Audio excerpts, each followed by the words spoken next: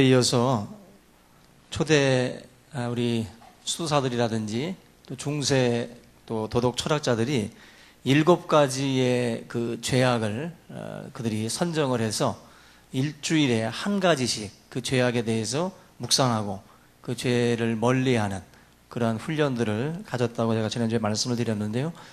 이들이 가졌던 7가지 죄악 중에 첫째가 교만, 또 분노, 또 시기, 그리고 오늘 살펴보는 나태, 또 탐욕과 탐식, 그리고 정욕, 7가지의 그런 그 죄악들을 가지고 이 경건의 훈련을 했던 것을 볼 수가 있습니다. 오늘 먼저 이 나태라고 하는 부분, 순서대로 가지 않고 제가 한 가지씩 뽑아서 전달을 해드리도록 하겠습니다. 오늘은 두 번째 시간으로 특별히 나태에 대한 부분인데요.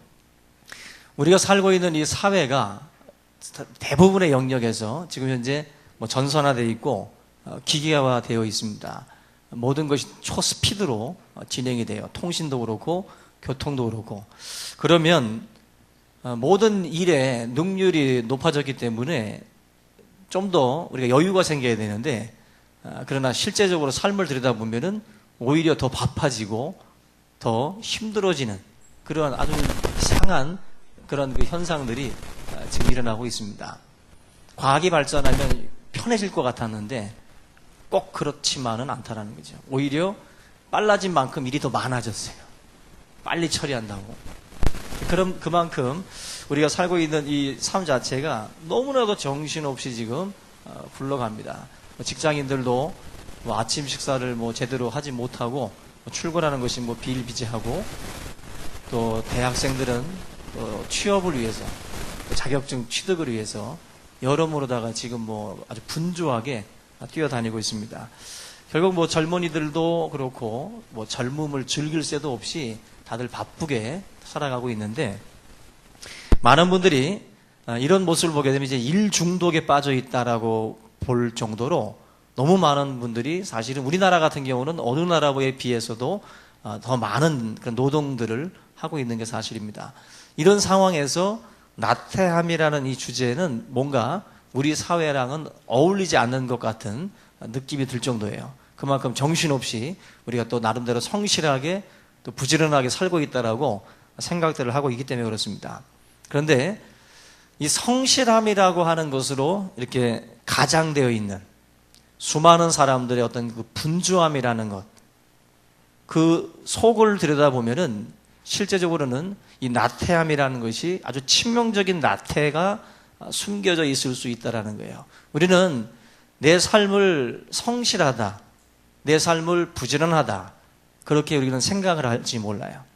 그러나 성경의 말씀의 기준을 놓고 보면 나는 성실한 것도 아니고, 나는 지금 부지런한 것도 아니고, 나는 지금 나태한 삶을 살고 있다라고 우리가 볼 수도 있다는 것입니다. 오늘 누군가를 붙잡고 당신은 왜, 무엇 때문에 이 일을 하고 있는가, 왜 이렇게 바쁘게 지내고 있는가라고 한번 여러분들이 질문을 줬을 때 돌아오는 그 대답이 바로 그 사람의 진정한 성실함, 아니면은 표면적인 성실함, 이 두 가지로 갈릴 수가 있습니다. 대답을 들어보면 진짜 성실한 게 아니었구나, 진짜 부지런한 게 아니었구나 하는 것을 우리가 느낄 수가 있죠.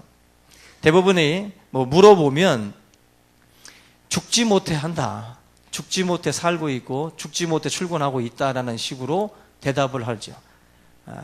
다들 성실한 줄 알았는데, 다들 부지런한 줄 알았는데 돌아온 대답들은 그렇게 정말 김 빠지는 그런 대답들이 돌아옵니다. 여러분들, 이 특별한 소명이나 또 목적의식, 그리고 열정이 없이 만약에 여러분들이 무의미한 일들을 반복하고 있다면, 그리고 목적 없는 열심을 성실이라고 여러분들이 착각을 하고 있다면, 오늘 이 말씀을 통해서 정말 뭐가 성실함인지, 뭐가 하나님께서 말씀하시는 또 부지런함인지, 또 뭐가 나태인지, 그것에 대해서 다시 한번 여러분들이 생각해 보고 그 삶을 좀 바꿔 나갈 수 있기를 주님의 이름으로 부탁을 드립니다. 여러분들, 나태라는 게 여러분들 나름대로 지금 이 단어를 딱 들으시면 떠오르는 어떤 그 이미지들이 있을 겁니다. 나태. 뭐 추리닝 바람에 일어나가지고 그냥 머리 끌적끌적거리다가 뭐 소파에 누워서 뭐 이렇게 그냥 할 일 없이 그냥 텔레비전이나 보면서 하루 그냥 지내는 거. 뭐 싱크대에는 뭐 설거지거리가 잔뜩 있는데도 불구하고 그냥 다 놔두고 그냥 누워서 그냥 오징어나 씹으면서 그냥 누워 있는 거. 이게 여러분들 생각에는 나태라고 하는 그 이미지로 아마 이렇게 떠오르리라고 생각이 됩니다. 우리가 이 나태를 가리키는 영어 단어가 슬로스라고 하는 단어인데, 이게 중남미에 있는 나무늘보를 의미하는 또 뜻도 있습니다. 근데 이 나무늘보는 여러분들 잘 아는 것처럼 나무에 매달려가지고 거꾸로 매달려서 나뭇잎들을 먹고 사는데, 워낙 움직이질 않으니까 분당 가장 빨라봤자 분당 4m를 간다 그래요. 이 나무늘보는 얼마나 느린지 또 얼마나 안 움직이는지 몸의 털에도 이끼가 낀다 그래요. 그래서 구르는 돌은 이끼가 끼지 않는다는 말이 있잖아요. 근데 늘보는 얼마나 이게 박혀 있는 것 같이 보이는지 털에도 이끼가 낀다. 녹조류 같이 이렇게 낀다는 거죠. 바로 이 나태라고 하는 것이 나무늘보 같이 그냥 빈둥빈둥 거리면서 그냥 아무것도 안 하고 꼼짝하기 싫어하고 있는 그러한 것으로 우리가 흔히들 생각을 합니다. 몸이 굼뜨고 행동하는 이런 느린 모습들, 이걸 우리가 일반적으로는 나태라고 말씀을 합니다. 근데 교회에서 규정하고 있는 나태는 이 이미지와는 좀 달라요. 뭐냐면은 단순히 몸이 느린 상태, 또 이렇게 느슨한 그러한 상태가 아니라 영혼이 병든 것처럼 의욕도 없고 활력도 없고 어떤 움직이지 않는 상태, 삶에 대해서 어떤 무기력증에 빠져가지고 움직이지 않으려고 하는 그러한 그 상태가 바로 나태라고 말씀을 합니다. 앞에서 영어 단어를 제가 말씀을 드렸는데, 그 라틴에 그 나태를 뜻하는 단어가 아케디아라고 하는 단어가 있는데, 이 의미가 뭐냐면은 관심 없음이라는 뜻이 있어요. 나태는 뭐냐면은 관심이 없는 거예요. 의욕이 없다라는 것도 따지고 보면은 관심이 없는 거거든요. 근데 나태에 빠진 사람들은 뭐가 없냐면은 관심이 없습니다. 의욕이 없고 뭐든지 하고자 하는 마음들이 없다라는 거예요. 그래서 마침내는 모든 것 손을 놓고 아무것도 하지 않으려고 하는 그런 행동들을 하게 됩니다. 그래서 세이어즈라고 하는 분이 이 나태를 이렇게 표현을 했습니다. 한번 들어보세요. 아무것도 믿지 않고 신경 쓰지 않고 알려고 추구하지 않고 간섭하지도 않고 즐기지도 않고 사랑하지 않고 미워하지 않고 위에서 살아야 할 그 무엇도 없고 또 죽어야 할 어떤 이유도 없기 때문에 그저 살아있는 죄, 이게 나태랍니다. 그냥 아무것도 안 하는 거예요. 관심도 없고 아무것도 움직이려고 하지 않는 그러한 상태가 바로 나태라고 말씀을 합니다. 다른 죄에 비해서 독특한 점이 있는 거예요. 다른 죄는 행하는 죄예요. 근데 나태는 무슨 죄입니까? 행하지 않는 죄예요. 죄라는 것을 우리가 자꾸 뭔가 능동적으로 행하는 것만 죄라고 생각을 할 수가 있는데, 성경은 행하지 않는, 관심이 없이 움직이지 않고 아무것도 하지 않는 그 상태도 죄다. 7가지 대죄악 중에 나태가 들어가 있다는 것을 우리가 분명히 알아야 됩니다. 이 나태가 얼마나 무서운 죄인가가 우리가 알아야 되는데, 그 우리가 거론할 수 있는 수많은 죄 중에 7가지를 추렸을 때에 그 속에 들어가는 게 나태예요. 얼마나 이것이 많은 그것을 담고 있는가 우리가 한번 살펴보게 되면, 이래서 하나님께서 또 우리가 여러 수도사들이라든지 종교인들이 이 나태라고 하는 이 죄를 7가지 목록 속에다 집어넣구나, 이게 우리가 깨달을 수가 있습니다. 여러분들, 어떤 흉악한 악을 행하는 것, 이것도 죄지만 마땅히 행해야 할 것들을 행하지 않는 것도 죄입니다. 마땅히 행해야 될 것, 뭐뭐 하지 말라, 10계명 보면은 뭐 우상 앞에 절하지 말라, 하나님 이름 망령되이 일컫지 말라, 부정적인 그런 용어들을 씁니다. 하지 말라고. 근데 하라는 게 있어요. 네 부모를 공경하라. 그죠? 하라고 하는 것은 행해야 할 것들이라는 거죠. 근데 행해야 할 것들을 하지 않는 것도 죄가 돼요. 행해야 할 것들. 근데 우리들은 자꾸 행하는 죄만 생각을 할 때가 많습니다. 근데 이 나태라는 것이 바로 행하지 않는 죄에 대한 하나님의 지적이라는 것입니다. 제노비스 케이스라고 하는 그 상황이 있는데요. 이게 1964년에 제노비스라고 하는 여자가 길거리에서 살해를 당해요. 근데 살해를 당할 때 38명의 얼굴이 집 창문에서 이걸 가만히 보고 있었다는 거예요. 38명이 그 한 여인이 죽어가고 있는데도 아무도 움직이지 않았다는 거예요. 그저 바라만 볼 뿐. 그래서 그 사람들을 다 불러서 조사를 해보니까 누군가가 신고하고 누군가가 도와줄 거라고 생각을 했다는 거죠. 그리고 자기들은 그냥 지켜만 보고 있었다는 거예요. 그게 바로 제노비스 케이스라고 하는 경우인데, 우리들의 삶도 보면 그런 경우들이 있어요. 누가 하겠지, 누가 사주겠지. 그 박완서 씨가 쓴 그 홈이라는 그 책에 그런 내용들이 있습니다. 이 종로 서적에 가서 책을 사줄 걸, 종로 서적이 문 닫을 줄 알았으면 내가 가서 책을 사줄 걸, 누군가가 가서 책을 살 줄 알았는데 결국에 나도 가서 책을 안 사서 이 서점이 문을 닫게 됐다. 한마디로 나의 무관심이 종로 서적의 이 책방 문을 닫게 했다. 그런 글을 본 적이 있는데, 한마디로 우리들의 삶에도 보면은 무관심이라는 게 있어요. 무관심. 누군가 하겠지. 누군가가 뭐 다 하겠지. 내가 꼭 나서야 되고 내가 꼭 뭐 해야 되는가. 그런데 성경은 무관심, 관심 없음. 그것 자체가 나태고 그것이 바로 죄라고 말씀을 해요.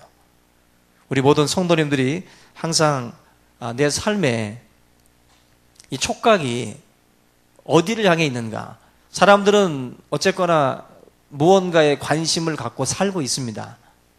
그 관심이 자기에게 집중되어 있고, 그죠? 자기의 외모에 집중되어 있고, 이러한 것에만 관심을 갖는 사람들은 실제적으로 하나님께서 우리에게 돌아보라고 하는 이 부분들에 대해서는 무관심한 채로 살아가는 경우들이 많이 있습니다.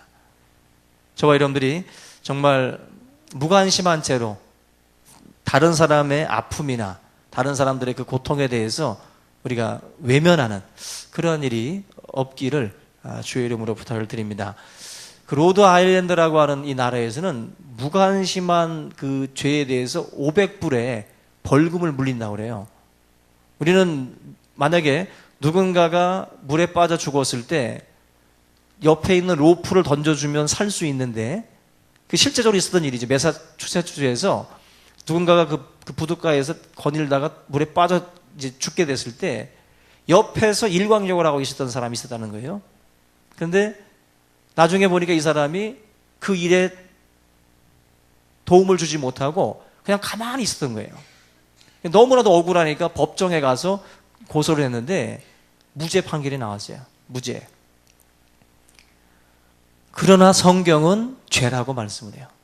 세상 법정에서는 그게 죄가 아니고 전혀 자기 책임이 없다라고 할지 몰라도 성경은 무관심도 죄입니다. 내가 로프 하나 던져줬으면 그 생명 사는 건데도 불구하고 그저 그냥 남의 일에 참견하기 싫어서 일광욕 즐기고 있었다. 이건 말도 안 되는 잔인한 거죠. 더 잔인한 겁니다. 행하는 이런 그 죄도 무서운 거지만 그런 무관심도 엄청난 죄거든요. 우리 여러분들의 삶에 도움의 손길이 필요한 사람들이 있습니다. 그러한 것에 대해서 우리가 그냥 가만히 있는 거, 관여하지 않는 거, 그것도 하나님께서는 다 나중에 물으실 겁니다. 그 모든 부분에 대해서 우리가 책임을 가지고 형제들을 돌아보라고 하는 거, 이것 하나님께서 그냥 던지신 말씀 아닙니다. 교회 신학자들이 나태를 문제 삼는 핵심적인 이유 중에 하나가 하나님 사랑 그리고 이웃 사랑의 이 계명을 거스르는 심각한 성격을 지니고 있기 때문에 바로 이 나태에 대해서 자꾸 이렇게 지적을 하는 거예요. 하나님 사랑, 이웃 사랑의 계명과 충돌하는 게 나태해요. 이웃을 사랑하기 위해서는 관심 없음, 이거 안 되는 거죠. 관심을 가지고 돌아보지 아니하면 이웃 사랑할 수 없습니다. 또 하나님 사랑할 수도 없고. 그런 부분에서 누가복음 10장이 좋은 예가 됩니다. 누가복음 10장에 보면은 강도 만난 자의 비유가 나와요. 우리가 많이 배웠던 부분인데, 그 비유에서 보면은 행해야 할 선을 행하지 않는 죄에 대해서 책망을 하죠.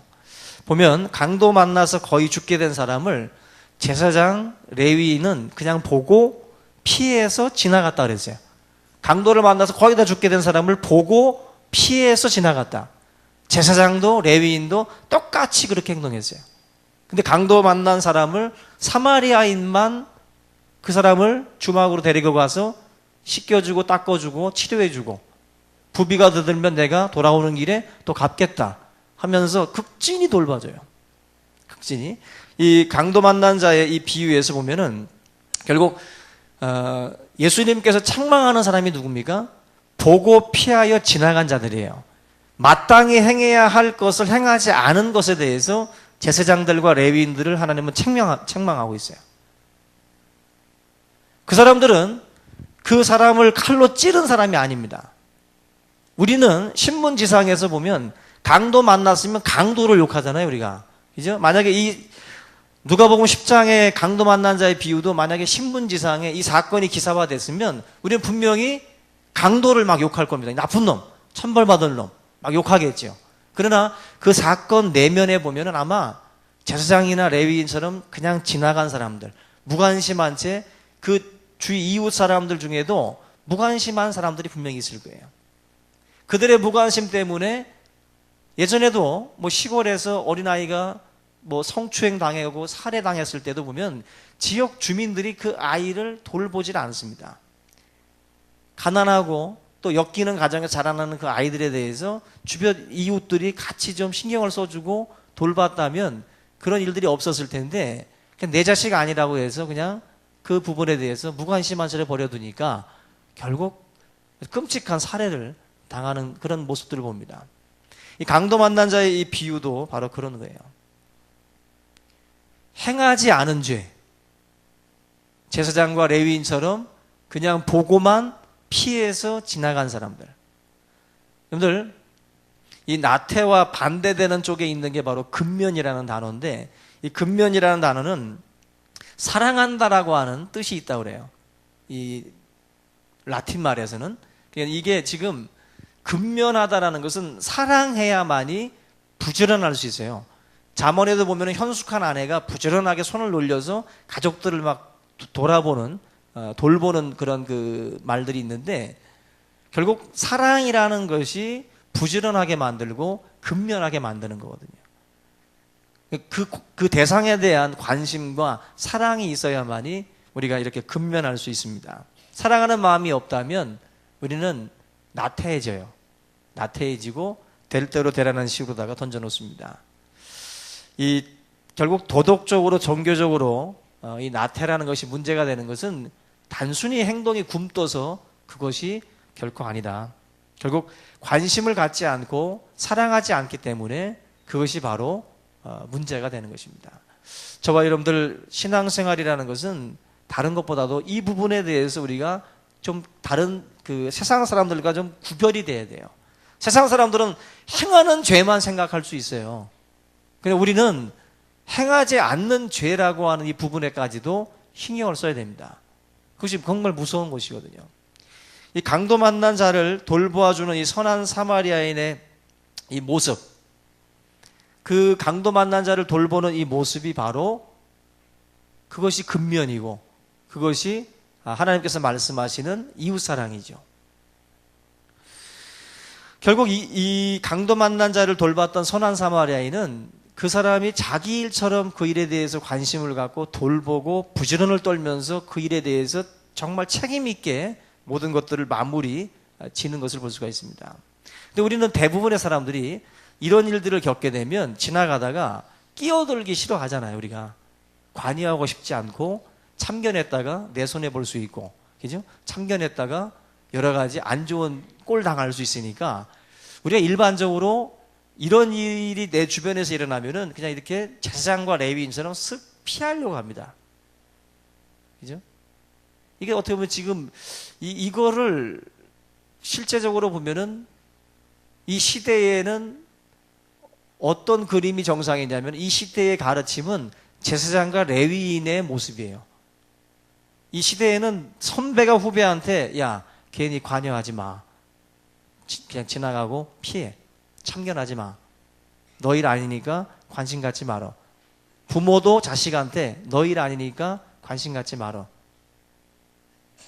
선배가 후배에게, 부모가 자녀에게 가르치는 가르침이 뭐예요? 제사장과 레위인처럼 보고 피해 지나가라는 거거든요. 이게 실제적으로 지금 이 시대에 우리들이 하고 있는 모습들이에요. 성경에서 말씀하는 것, 주님이 말씀한 것과 정면 충돌하는 겁니다, 지금. 여러분들. 지금 자기 자신들을 보셔야 돼요. 그러니까 우리는 이제 어차피 주님 말씀 앞에 섰다라는 것은 주님의 뜻이 어디에 있는지를 우리가 듣고자 하는 거 아닙니까? 그러면 세상에서 살던 방식이나 자기의 그 가치관이나 생각을 고집하면 안 됩니다. 그거 마치 인생 많이 산 사람의 경험인 것처럼 피해 지나가는 게 대수다라고 말하는 게 이건 성경적인 가르침이 될 수 없어요. 우리 여러분들이 그게 바로 성경에서 말하는 나태라는 거예요. 나태. 예? 우리가 뭐 주위에서 비명소리가 나면 뛰쳐나가 봐야 돼요. 창문으로 이렇게만 보고 계시지 말고 누가 막 막고 있으면 나가야 되죠. 나가서 말리든지 같이 싸우든지 뭘 해줘야죠. 그냥 가만히 창문으로만 쳐다보고 있는 것도 나태해요. 이웃사랑이라는 것은 강도 만난 자, 위기에 빠진 자를 외면하지 않는 겁니다. 왜 비명을 지르겠어요? 도와달라는 거 아니에요? 자기가 견딜만 하면 소리 안 지르죠. 도와달라는 신호죠. 큰 소리를 친다라는 거는. 우리가 우리 주위에서 그러한 소리들이 들릴 때마다 나태함으로 우리가 안주하지 말고 우리가 이웃 사랑이라고 하는 이 계명과 깊은 연관이 있습니다. 이거는 깨닫고 우리가 그 일을 감당해 나갈 수 있기를 주님의 이름으로 부탁을 드립니다. 여러분들 그 달란트 비유에도 보면은 이런 말씀이 나옵니다. 마태복음 25장 26절 보시면 그 한 달란트를 받고 그 달란트를 땅 속에다가 묻어둔 종이 나와요. 다른 종들은 받은 달란트를 가지고 가서 또 장사를 해서 이윤을 남겼습니다.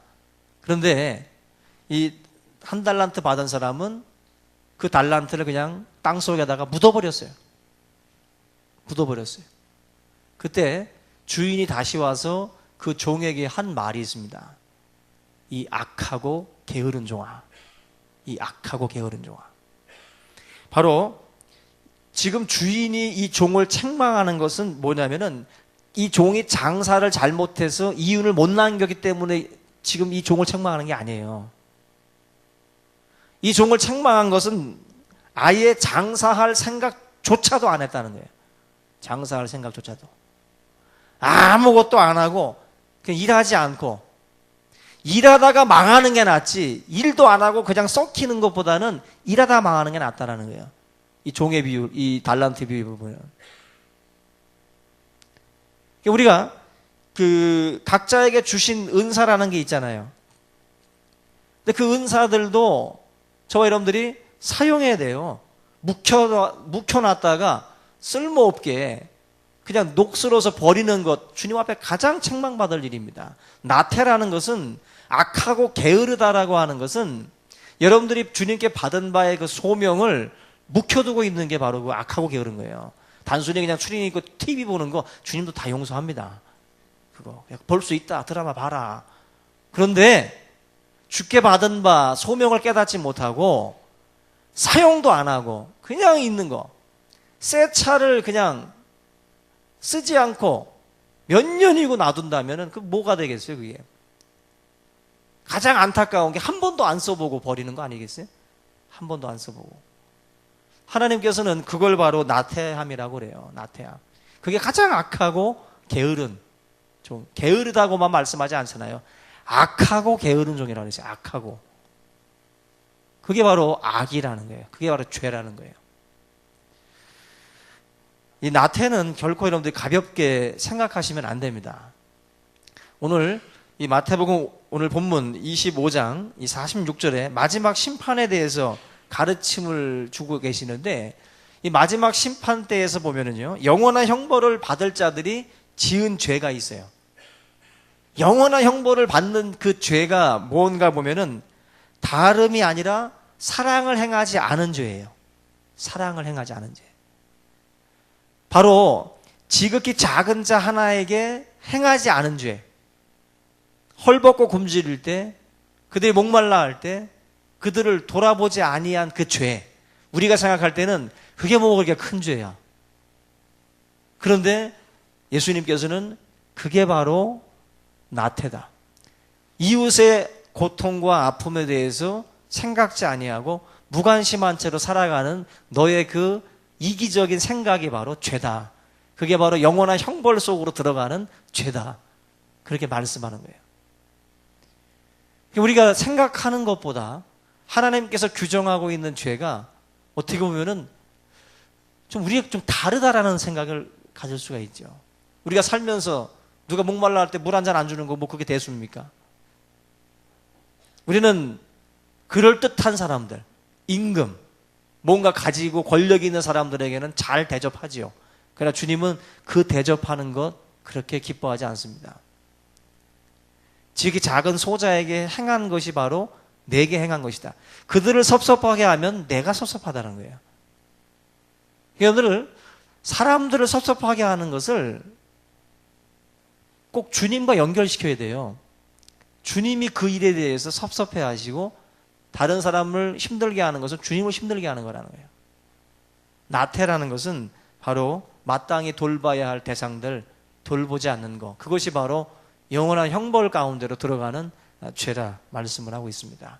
우리가 그리스도의 사람이라면 반드시 이렇게 지극히 작은 소자 한 사람 한 사람에 대한 하나님의 마음을 우리가 헤아리고, 또한 여러분들도 그 일에 우리가 동참해야 될 줄로 믿습니다. 또 한 가지, 이 나태는 자꾸 미루는 어떤 그 모습들을 보여줍니다. 나태한 사람들의 그런 특징 중에 하나가 자꾸 미룬다라는 거죠. 김중곤 목사님이 쓰셨던 예수 칼럼이라고 하는 그 책에 보면은 이 내일 마귀라는 얘기가 나와요. 내일 마귀. 마귀들이 이제 그리스도인들을 넘어뜨리기 위해서 전략을 짜는데 온갖 마귀들이 이제 떠듭니다. 제안을 하는데 뭐 이렇게 하자 저렇게 하자 여러 가지 이야기들 하지만 나이가 지긋이든 노년의 마귀가 한마디 해줍니다. 다 좋은데 나의 제안을 좀 따라라. 뭐냐면 사람들에게 이렇게 속삭이면 된다는 거죠. 열심히 전도하고 열심히 기도도 하고 열심히 사랑도 하자. 그러나 내일부터 하자. 이게 바로 마귀의 전략이죠. 내일은 우리의 마음이 바뀔 수 있어요. 여러분들 참 희한하죠. 오늘은 짬뽕이 먹고 싶은데 내일 짜장으로 바뀝니다. 우리 마음이 조변석계로 바뀌어요. 그래서 오늘 보라, 지금이 구원의 날이다. 은혜 받을 만한 때고, 지금 자꾸 내일로 미루고 다음에 틈이 나면 뭐 이런 식으로 미루지 말라는 거죠. 은혜 받을 때에 은혜 받고 기도해야 될 때 기도해야지 자꾸 뒤로 미루면은 그 때를 놓친다는 거죠. 틈이라는 것은요, 우리가 내면 있는 겁니다. 뭐 여기 앉아 계신 분들은 뭐 죄다 틈이 많아서 교회 나오시는 거예요? 틈나면 교회 온다는 분들 있죠? 죽을 때까지 못 옵니다. 틈이 나면 어떻게 와요? 지금 여기 앉아 계신 분들도 자기들이 틈을 내서 오는 거지 틈이 나서 오는 게 아닙니다. 근데 보면 틈 나면 온대요. 죽을 때나 와라. 못 와요. 여러분들 6명이 앉을 자리에 7명이 앉아 있으면 거기 누가 있어요? 아줌마가 있다고 그러잖아요. 6명이 앉은 자리에 7명이 앉아 있으면 거기 분명히 아줌마가 있다. 아줌마는 조금만 틈만 있어도 그건 넓은 좌석입니다. 비집고 들어가요. 저는 신앙생활을 할 때 아줌마 정신이 필요하다. 예? 틈은 믿음의 눈으로 보면 다 보입니다. 그리고 내가 드릴 시간은 충분해요. 기도할 시간, 성경 볼 시간, 예배 드릴 시간, 주님 앞에 영광 돌릴 시간 24시간 중에 다 있습니다. 없는 것 주님이 요구하는 것 아니에요. 보세요. 그 틈을 보면 수많은 틈을 뭐 여러 가지 온갖 잡기로다가 다 떼어놔요. 이것저것 하느라고 그 틈들을. 그 틈만 주님 앞에 드려도 어마어마한 시간들을 주님께 드릴 수 있습니다. 내일로 미루는 거 마귀 역사예요. 여러분들 마음속에 일어나는 감동, 일어나는 결단, 그거 뒤로 미루면 안 됩니다. 바로바로 여러분들이 실천에 옮겨 나갈 수 있기를 주의 이름으로 부탁을 드립니다. 오늘 말씀을 마무리합니다. 여러분들 이 나태를 우리가 극복하기 위해서는 다른 것보다도 여러분들이 목적의식을 분명히 가지고 또 소명의식을 분명히 가지고 그렇게 살아갈 때 우리의 이 나태한 그런 그 삶의 모습들이 변화되어질 줄로 믿습니다. 목적의식, 소명의식 이게 바로 추진력이에요. 내가 살면서 소명의식 없이 살게 되면 향방 없이 움직이는 사람과 같아요. 목적지 없이 버스 타면 얼마나 황당합니까? 바람 쐬고 싶을 때는 한번 그렇게 하는 거지 느닷없이 여러분들 목적지 없이 나가면은 진짜 향방이 없는 거잖아요. 결국 삶의 이런 무기력이라든지 이런 나태함은 우리의 삶의 이런 목적의식, 그런 소명, 부르심 이것에 대한 어떤 뚜렷한 것이 없기 때문에 그렇습니다. 우리가 이 부르심 없이 뛰어가면 왜 뛰는지도 모르고 정말 아무런 목적이 없기 때문에 그 일에 대한 성취감도 있을 수가 없고 또 환난이나 역경이 왔을 때 목적의식이 없으니까 금방 꺾여요. 금방 넘어지고. 근데 소명, 나를 부르신 하나님의 그 부름이 무엇이라는 것이 뚜렷하면 힘들어도 버틴다고요. 힘들어도 걸어갈 수가 있어요. 그런데 이게 없으니까 너무 쉽게 접어요. 너무 쉽게 꺾이고. 그러다 보니까 자꾸 나태해지고 모든 것에 대해서 관심을 잃게 되고 자꾸 뒤로 물러나는 자가 될 수밖에 없다는 것입니다. 우리 사랑하는 성도님들 하나님 앞에 부름받은 소명이 무엇인지를 분명히 찾아내시길 바랍니다. 가장 무서운 것은 도움이 없는 상태보다 소망이 없는 상태라는 말이 있어요. 살면서 소망이 없는 것은 지옥입니다. 그건 내 삶의 어떤 그 소망, 소명이 뭔지 이게 뚜렷하게 서야 저와 여러분들이 삶에 대한 의미를 찾을 수가 있어요. 내 삶 속에 찾아와 깃들고 있는 이러한 나태함, 바로 여기에 원인이 분명히 있습니다. 그런 것들을 우리가 잘 찾아내서 하나님 앞에 영광 돌리는 그런 삶이 될 수 있기를 주님의 이름으로 부탁을 드립니다. 오늘 말씀을 꼭 기억을 하시고 이제 여러분들 주위에 있는 이웃들 잘 살피셔야 돼요. 이웃에 대해서 오늘 당장 실천할 수 있는 게 뭐예요? 힘들어하는 사람들, 쓰러져 있는 자들, 좀 역경 속에 있는 자들 손잡아주고 그들한테 전화해주고 그들과 만나서 이야기해주는 거, 그런 것만으로도 그들에게 큰 힘이 될 수 있습니다. 여러분들이 그러한 하나님의 그 부르심, 그 자리에 우리 모두가 설 수 있기를 주님의 이름으로 축원합니다. 오늘 말씀 붙들고 함께 우리 통성으로 기도하겠습니다.